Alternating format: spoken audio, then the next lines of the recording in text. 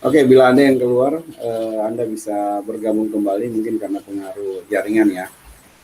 Baik, kita akan segera mulaikan aja pembelajaran kita pada pagi hari ini, hari Jumat, tanggal 24 September 2021 bersama dengan kelas IPA 6 ya, SMA Negeri 3 Kota Sorong, SMA Negeri 3 Kota Sorong. Sebelum kita mulaikan pembelajaran kita berdoa menurut keyakinan kita masing-masing. Untuk cepatnya Pak Guru langsung pimpin aja. Semoga dalam proses pembelajaran ini kita diberikan hikmat, kita diberikan kelancaran. Berdoa, silakan.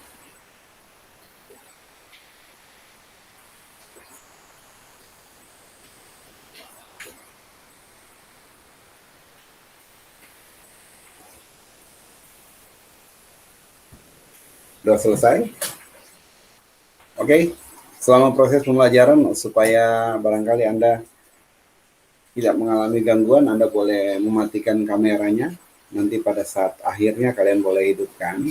Cuman jangan kalian matikan dan kalian HP-nya di ruang tamu, kaliannya masuk kembali tidur. Apalagi cuaca pada hari ini sangat mendukung untuk kembali ke dalam kamar. Ya. Oke. Kemarin kita udah pelajari tentang materi Bilox ya. Coba ada yang masih ingat mungkin kalau bagaimana caranya kita menghitung Bilox dari KMNO4. KMNO4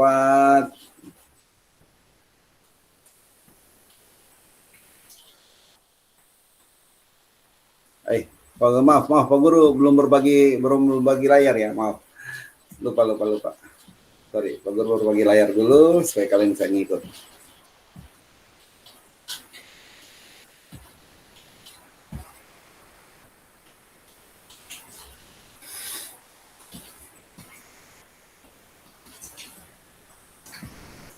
Oke. Bagaimana caranya kalian untuk menghitung KMNO4? Misalnya -1. Ini berarti ikannya nggak ada ya. MNO4 -1.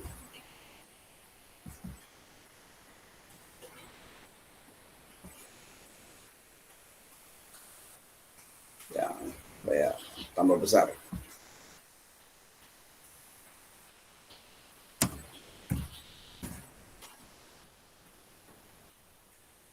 Oke, ini topik yang kemarin.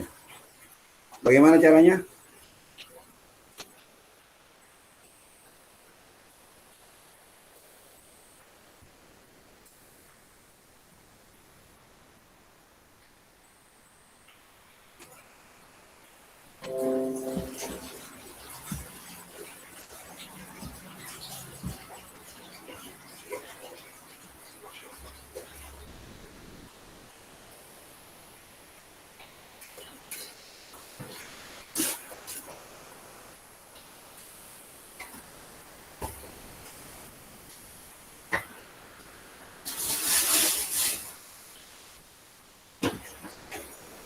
Siapa yang bisa?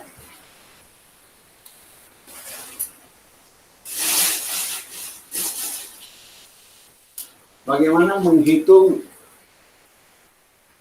Bilox dari MNO4 -1?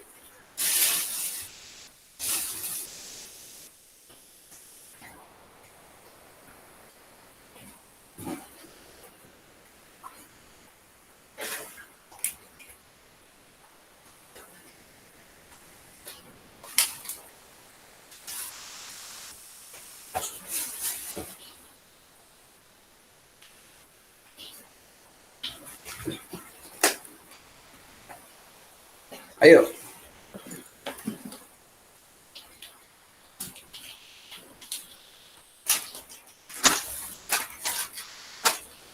Berapa Bilox dari O? Berapa Bilox daripada O? Berapa bilangan oksidasi daripada O?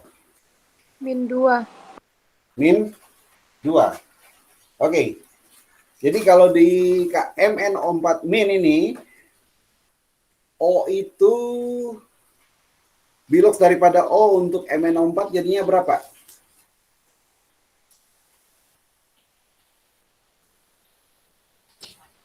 Ayo.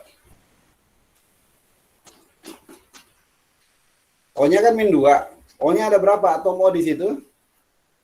4 jadinya min 8. Min 8, good. Oke. Di dalam ketentuan untuk perhitungan Bilox, total daripada Bilox selalu mengikuti apakah senyawa itu merupakan senyawa netral ataupun dia bermuatan. Kalau senyawa netral, maka total Biloxnya itu adalah sama dengan 0. Tapi apabila dia bermuatan, maka total Biloxnya itu adalah sama dengan jumlah muatan itu sendiri, ya. Bisa dipahami ya. Jadi kalau umpama MnO4-1, ya. Kalau MnO4-1 berarti tandanya total Biloxnya itu adalah sama dengan min 1. Karena dia sesuai dengan jumlah ininya, jumlah muatannya, ya. Kalau umpama senyawanya itu dia plus 2, maka total Biloxnya juga plus 2, ya. Seperti itu. Oke. Nah, sekarang kalau kita lihat Mn-nya kan plus 2 ya. Mn-nya kan plus 2 di sini. Ya, kalau kita lihat yang sini Mn-nya kan plus 2. Bentar, Pak Guru.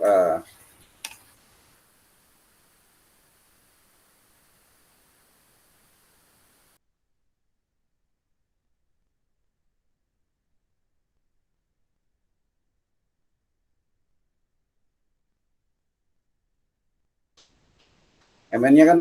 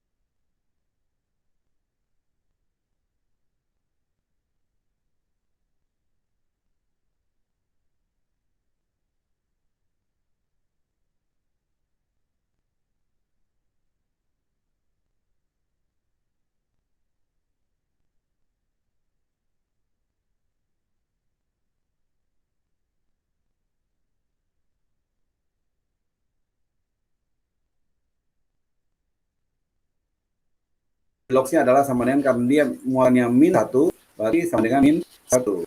Tapi Biloxnya adalah sama dengan berapa? Jadi dia plus kan? Nah, plus. Jadi warnanya adalah ya.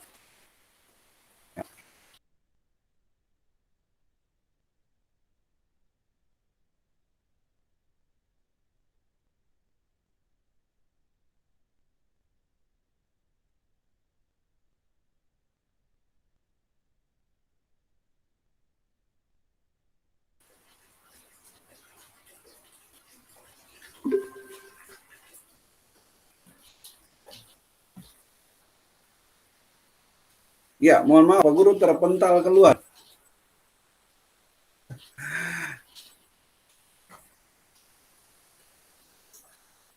Kaget kok. Udah ngomong-ngomong panjang lebar, ternyata Pak Gurunya udah di luar rumah. Jadi, kalau kita lihat tadi kan bahwa O-nya kan min 2. Karena ada 4 atom O, maka Bilox daripada O itu sendiri jadi min 2 kali 4, jadi min 8. Kan? Sehingga bagaimana caranya kita mencari Bilox daripada Mn, oke, tinggal tulis saja Mn, karena hanya satu atomnya, jadi Mn tambah Biloxnya Bilox daripada O adalah min 8, jadi Mn tambah min 8, Pak Guru kasih dalam tanda kurung karena berbeda tanda, sama dengan min 1. Min 1 ini dapat dari mana? Min 1 ini dapat dari muatannya, ya. Kalau muatannya min 1 berarti total Biloxnya adalah min 1. Muatannya plus 2, total Biloxnya adalah plus 2. Kalau muatannya 0, tidak bermuatan, maksudnya senyawa ini adalah merupakan senyawa netral, maka total Biloxnya adalah sama dengan 0. Nah, berarti bagaimana caranya kita menghitung Bilox daripada Mn? Bilox daripada Mn, tinggal Anda penjumlahan biasa aja. min 8 kita pindahkan ke sebelah ruas kiri dari ruas kiri ke ruas kanan, sehingga tandanya berubah ya. Jadi Mn sama dengan min 1 plus 8. Atau biloks daripada Mn adalah plus 7. Nah, untuk plus 7, warnanya untuk Mn yang berbiloks plus 7, warnanya adalah ungu. Ya. Contoh larutan PK. Ya. Nah,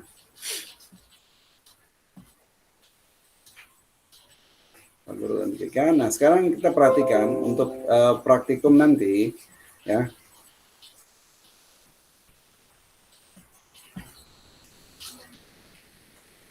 Oke. Jadi yang kita akan siapkan itu pertama larutan PK itu sendiri, ya PK yang sudah Pak Guru tunjukkan ke kalian ini labelnya kehapus ya. Ini larutan PK kalian bisa beli di apotik, ya. Harganya 5 sampai 10.000. Kalau tidak dapat larutan PK, maka kalian bisa mendapat bisa ngambil yodium, ya, betadin. Hanya nanti dalam penjelasannya berbeda karena kalau PK kan Mn kan, Mn biloksnya dari plus 7, kalau yodium itu dia dari I. Biloks daripada I atau yodium itu plus 2. Nanti kalian untuk pengumparannya beda pasti untuk penjelasan. Nah, kemudian bahan yang lain adalah vitasimin ini. Oke, vitasimin ya. Kalian bisa cari juga di apotik. Nah, nantinya untuk pengujian larutan KMNO4 kita akan membuat larutan standar dengan menggunakan larutan PK dan vitasimin, dan kemudian kalian akan search di internet, kalian akan googling sendiri bahan ataupun media apa yang mengandung vitamin C, ya. Contoh yang mengandung vitamin C misalnya cabai, ya, bukan cabai-cabean ya, bukan. Jadi cabai kan vitamin C dosis tinggi sebenarnya. Kalian bisa mencoba, ya. Nah, kemudian apa lagi? Jeruk, itu kan vitamin C. Apalagi kalau sayur, kalau yang sayur itu ini seperti sayur gambas itu mengandung vitamin C, ya. Kalian bisa cari nanti yang lebih banyak lagi. Jadi dibagi kelompok, Pak Guru berharap ya jangan semua menggunakan bahan dasar yang sama gitu kan. Oke. Bahan yang lain adalah kalian bisa mempergunakan untuk pelarut adalah pelarut air, ya. Pelarut air Anda upayakan adalah air yang murni. Air murni itu air yang gimana? Satu, air murni adalah air hujan, ya.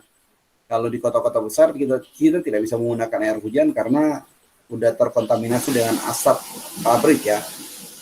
Itu air murni. Yang kedua, kalau toh Anda sekarang kan pas lagi hujan jadi gampang ambilnya, ya. Yang kedua, kalau memang pada saat Anda melakukan praktikum Anda tidak pada saat itu tidak ada hujan, Anda bisa mengambil air yang keluar dari AC. Jadi kalau AC kan, kalau di rumah kalau punya AC kan ada air ya, di outdoornya itu ada air yang keluar, nah itu bisa dipakai, ya. Nah, yang ketiga, kalian bisa menggunakan air aki tapi jangan aki Sure, ya. Pak Guru coba tunjukkan ke kalian, ya. Pak Guru coba tunjukkan ke kalian akinya itu seperti gimana.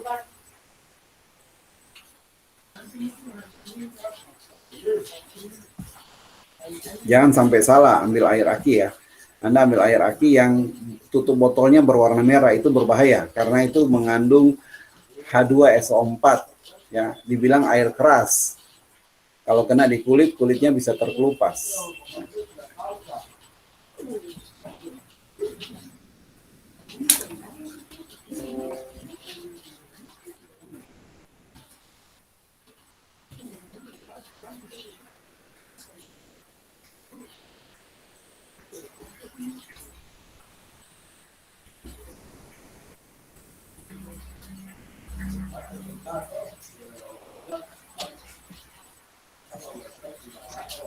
Oke. Nah, yang Anda akan beli, ya, jangan aki yang merah ini, ya. Lihat kalau komposisinya ada kandungan asamnya itu berbahaya, ya. Ada di situ kandungan-kandungan asamnya, ya. Itu sangat berbahaya untuk kita gunakan. Ada klorida, ya, itu sangat berbahaya. Ada sulfur dioksida dan lain sebagainya. Jadi yang akan kita gunakan kalau toh Anda tidak sempat untuk menyiapkan air hujan ataupun air yang dari AC, Anda pakailah air aki tapi yang aki tambah. Tutup botolnya itu berwarna biru, bukan merah, ya. Nah,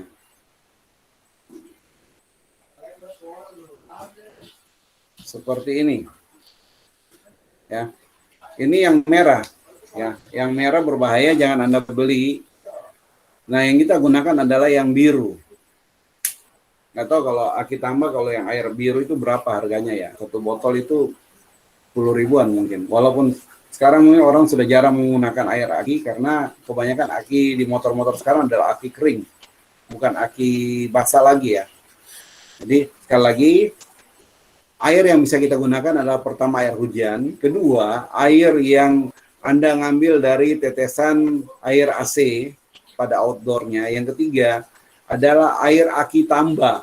Air aki tambah adalah air aki yang berwarna biru, baik kemasan maupun tutup botolnya berwarna biru. Jangan yang berwarna merah, ini berwarna merah bahaya. Oke, nah caranya bagaimana untuk pertama, ya.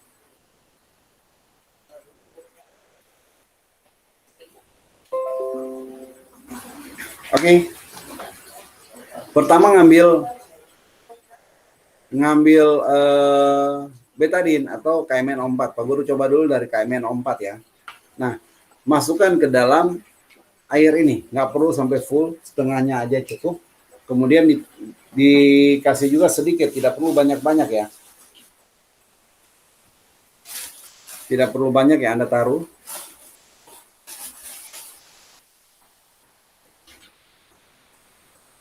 Oke, Pak Guru kurangi airnya.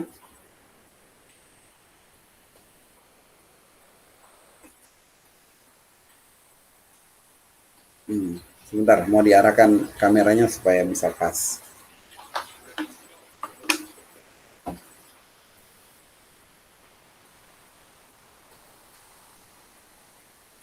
Oke, ini adalah KMN04 atau larutan atau PK yang biasa digunakan pada saat kalau ada adik bayi mungkin kulitnya ada mengalami gangguan, ada gatal-gatal, bisa dipakai. Kalau di apotek biasa direkomendasikan ini PK. Jadi PK itu ditaruh di dalam air hangat untuk adik bayi mandi, kemudian mandinya di situ. Nah, kita ngambil sedikit aja, nggak usah banyak. Pak Guru ngambil dari tutup sendok plastik ini ya. Anda jangan pakai yang logam, tapi pakai yang plastik. Nah, kalau logam dia bisa bereaksi. Ambil sedikit aja ujungnya. Ya. Oke, nah ini Pak Guru ambil ujungnya dikit aja. Kemudian masukkan ke dalam masukkan dalam botol ya. Botol yang udah berisi dengan air. Ya. Pak Guru masukkan ini. Oke. Nah, lihat perubahan warna yang terjadi. Dia mulai berwarna unguan. Ya. Nah, sekarang Pak Guru tutup.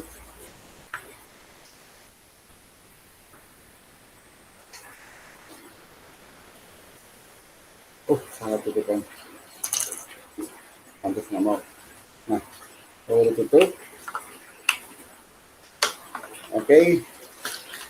Dibaca. Ya, ini air larutan PK-nya. Ini agak banyak ya, harusnya dikit aja Anda taruh. Termasuk banyak, padahal cuma ambil dikit. Berwarna ungu. Nah, langkah yang kedua yang kita mau taruh adalah kita pakai vitamin untuk campur dalam larutan ataupun air yang sudah kita taruh dengan PK. Ya. Nggak dapat air, kalian bisa menggunakan wadah beras yang kemarin Pak Guru bilang pakai beras, walaupun sedikit aja, jangan banyak-banyak, nanti bisa ribut sama mama di rumah. Jadi Langkah kedua kita ambil vitamin.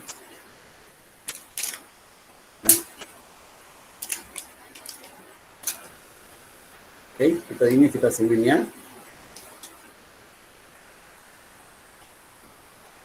Nah, kemudian kita celupkan di dalam air ini, ya. Kita celupkan di dalam. Untuk mempercepat terjadinya reaksi, vitamin ini akan Pak Guru bagi. Harusnya kalau lebih bagus lagi kalau Pak Guru hancurin ya. Nah, kira-kira kenapa kalau kita celup yang tablet seperti ini dibandingkan dengan yang berkeping-keping ataupun yang hancur, yang lebih cepat bereaksi adalah yang keping-keping atau yang hancur, yang sudah jadi serbuk. Kira-kira ada yang bisa jawab? Bantu jawab kira-kira kenapa?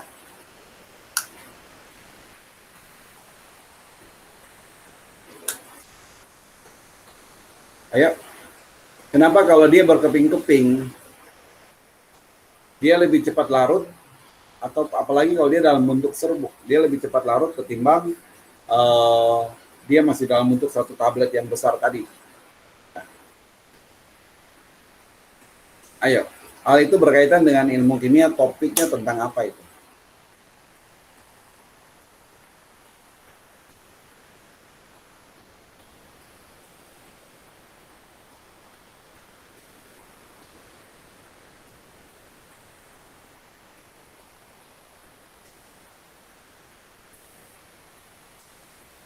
Nah, perhatikan sekarang, Pak Guru akan masukkan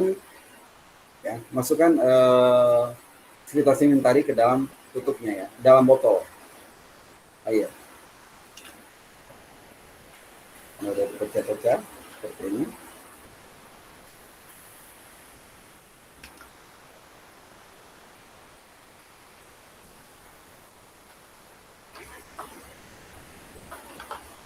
Nah,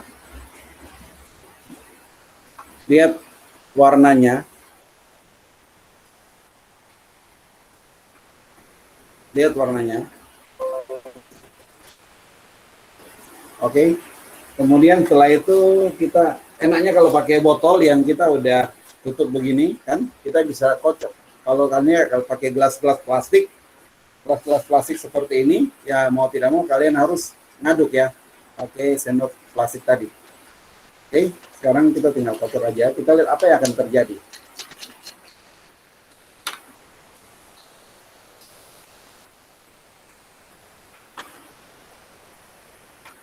Kemarin Pak Guru pakai gelas plastik dikocok, waduh, diputar, diaduk, ada laptop kecipratan. Nah, sekarang kita lihat apa yang akan terjadi. Kayaknya agak lama karena tadi KMN4-nya itu terlalu banyak. Oke, Anda bisa duga kira-kira apa yang akan terjadi setelah kita reaksikan KMN4 dengan vitamin.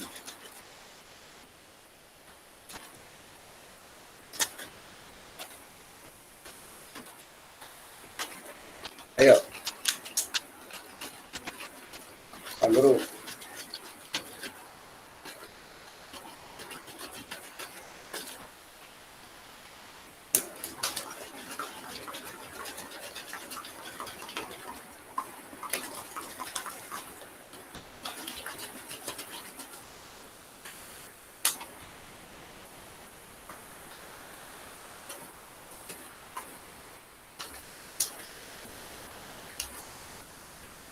Aduh, pegel juga nih. Oke, kita lihat. Udah mulai terjadi perubahan warna kan? Dari yang ungu, yang tadi, udah mulai mengarah ke arah bening. Ini nanti lama-lama jadi bening. Ya. Nah, contoh seperti ini. Kalau tadi KMN4, sekarang adalah Pak Guru pakai betadine. Ya.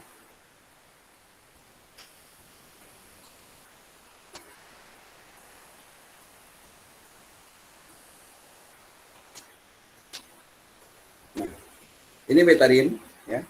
Pak Guru tambahkan pada air, perhatikan, pakai depan ya.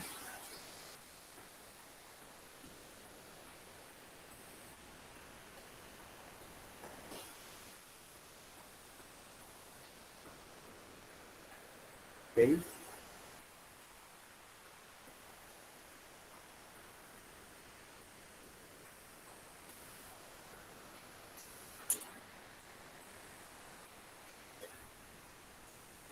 diaduk, upayakan pakai pengaduk yang baru yang bersih. Ya. Wah, ini ada kandungan KMNO4 nih ya. Jadi dia udah jadi warnanya ungu lagi, bukan merah ya. Lupa tadi di lap ada KMNO4 di dalamnya. Tambahkan lagi nggak apa-apa.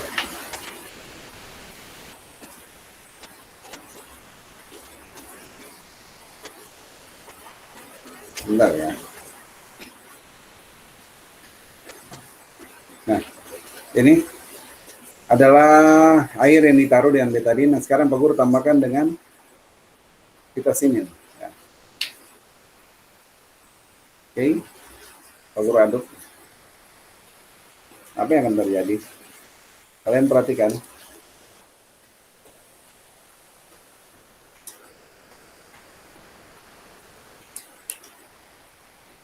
Nah,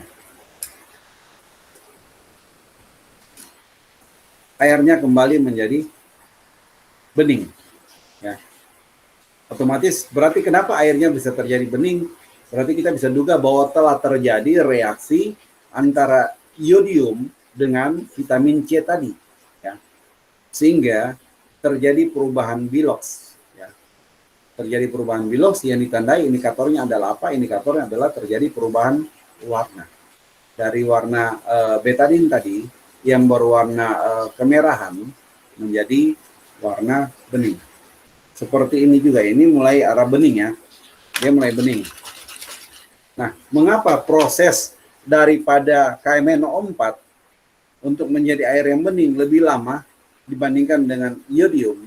Kita lihat KMNO4 kan biloxnya plus 7 kan, sementara iodium plus biloxnya adalah plus 2.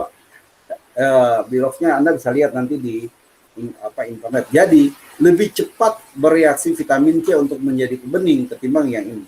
Walaupun nanti kalau ini di Pak Guru kocok lebih lama lagi, dia pasti akan sampai ke titik yang seperti ini. Ya. Nah, ada yang mau bertanya untuk praktikum kita? Silakan. Ada yang mau bertanya?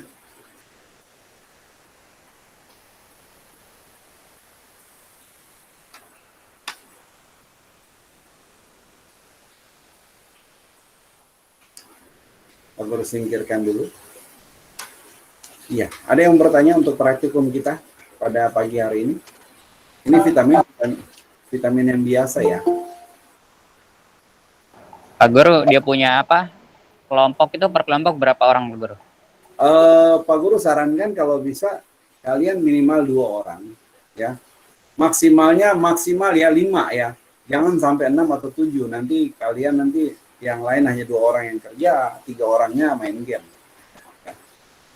Nah, anggota kelompoknya kalian yang pilih sendiri, tapi dari kelompok kelas kalian ya, IPA 6 ya, supaya jangan ada anak yang lain yang kalian rekrut dari IPA lain, nanti untuk penilaiannya bingung Pak Guru. Bisa-bisa teman kalian yang kalian rekrut itu nanti Pak Guru tidak sempat kasih nilai, karena namanya beda.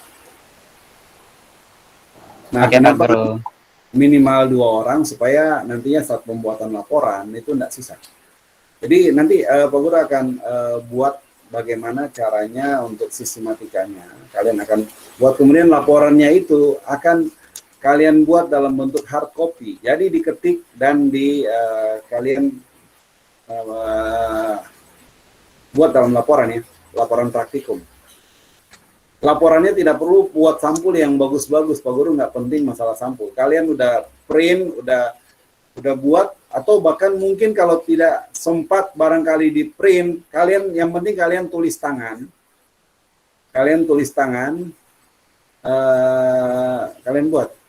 Tapi tulis tangan juga harus tetap dilampiri dengan foto ya. Jadi mau tidak mau tetap juga print ya. Oke, bagaimana caranya kalian? Yang penting laporan itu sampai. Kemudian laporan itu dikumpulkan kapan? 2 minggu dari sekarang. Pak Guru berharap 2 minggu dari sekarang. Ini Pak Guru berharap ya. Pak Guru berharap 2 minggu dari sekarang kita sudah melakukan proses pembelajaran tatap muka. sekalipun kita masih menunggu keputusan dari Bapak Kepala Sekolah, ya, karena beliau yang mempunyai wewenang di sini. Cuman Pak Guru berharap sih 2 minggu ke depan sudah bisa mulai tatap muka. Kalau memang 2 minggu ke depan belum ada tatap muka karena satu dan lain hal, mau tidak mau laporan yang Anda sudah buat, Anda kan gampang, sudah ada dalam file kan, Anda tinggal foto dan kirim nanti dalam Google Classroom. Ya, itu saja. Jadi sederhana prosesnya, kalian praktikum, kalian siapkan air, kemudian kalian buat dulu, ya silakan. Jadi Bro. caranya kita bikin dalam bentuk file saja, tidak usah print atau tulis tangan. Untuk sementara bisa juga dalam bentuk file. Yang Pak Guru berharap sih nanti pada saat dikumpulkan itu dalam bentuk hard copy-nya. Jadi tetap dalam bentuk print pada saat tatap muka. Tapi kalau umpama dalam 2 minggu ke depan kemudian belum ada tatap muka, maka file itu saja yang kalian kirim ya ke Google Classroom. Bisa ya? Bisa Pak Guru. Oke. Jadi nanti langkah-langkah, kalian tinggal siapkan air, kemudian cari betadine, ya betadine. Kalau nggak ada betadine ya cari yang PK yang bisa beli di apotek. Hampir semua apotek ada untuk PK dan betadine. Ya. Apalagi mungkin kalau betadine di rumah pasti ada, kalau PK kan jarang-jarang ya. Nah, kemudian seperti tadi, Anda taruh air ini udah air di dalam wadah, kan? Air dalam wadah. Kemudian pertama kalian masukkan dulu vitamin untuk menguji ya, menguji benar tidak kalau KMN04 itu setelah ditaruh vitamin dia akan berubah warna menjadi bening atau iodium. Iodium akan berubah warna menjadi bening. Nah, setelah itu kalian mengambil botol yang kedua, ya botol yang lain, masukkan tetap air, masukkan betadine ataupun PK, ya, dan tambahkan dengan media yang Anda duga itu mengandung vitamin C. Nah, prosesnya sama. Setelah Anda masukkan betadine dalam botol ataupun KMN4 dalam botol yang berisi air, ya, Anda kemudian tambahkan dengan media yang Anda duga mengandung vitamin C. Ya, setelah itu lihat proses yang terjadi. Untuk mempercepat ya Anda bisa aduk-aduk atau kocok ya, seperti itu. Nanti hasilnya difoto. Saat awal, kemudian proses dan akhirnya difoto. Jadi akan kelihatan perbedaan di situ ya. Seperti itu. Oke, ada lagi? Nggak ada? Oke, bila tidak ada silakan hidupkan kameranya. Akan di screenshot sebagai laporan. Silakan, apa Esther? Tidak pakai sayur gambas tuh? Iya, sayur gambas bisa. Sayur gambas bisa. Tapi tidak pakai juga tidak apa-apa tuh Pak Guru? Tidak pakai sayur gambas juga tidak apa-apa. Anda maksudnya media ini kan bebas. Anda mau pilih media yang mana. Yang penting setelah Anda cari di internet, ternyata yang Anda temukan bahwa media itu, entah itu sayur ataupun buah, itu mengandung vitamin C. Kalau bisa ya jangan jeruk ya. Kalau jeruk kan udah ketahuan memang kan. Kalau jeruk pasti ketahuan mengandung vitamin C. Yang lain, buah yang lain begitu.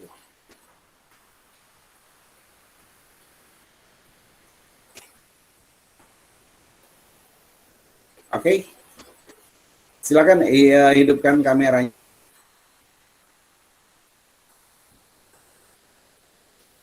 Kalau ada yang mau bertanya, monggo sebelum Pak Guru akhiri pembelajaran kita pada pagi hari ini.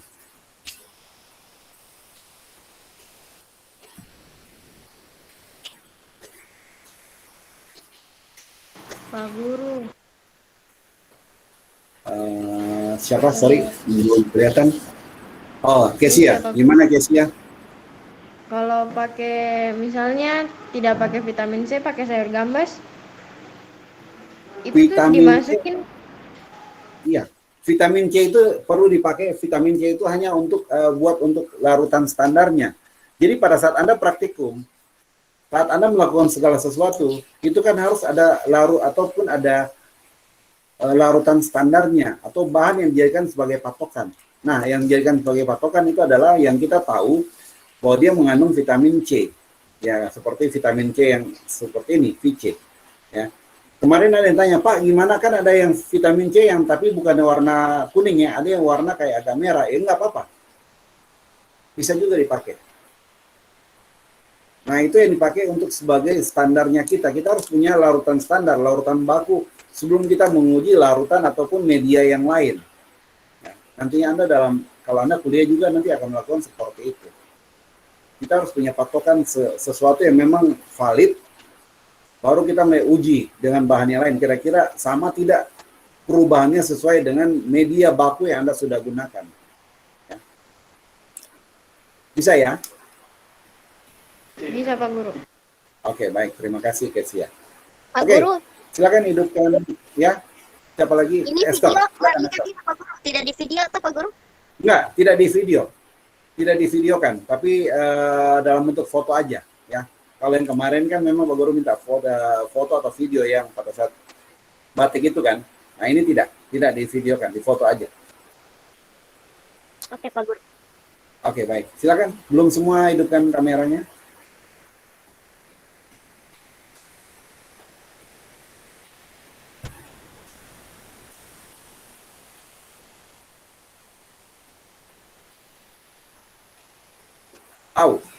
Pas kamera muncul iklan.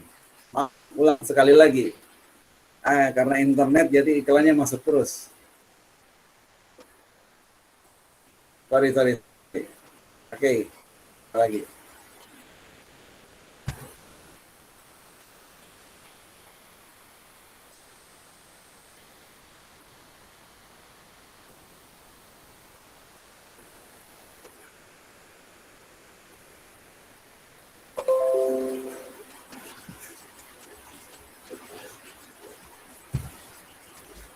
Oke.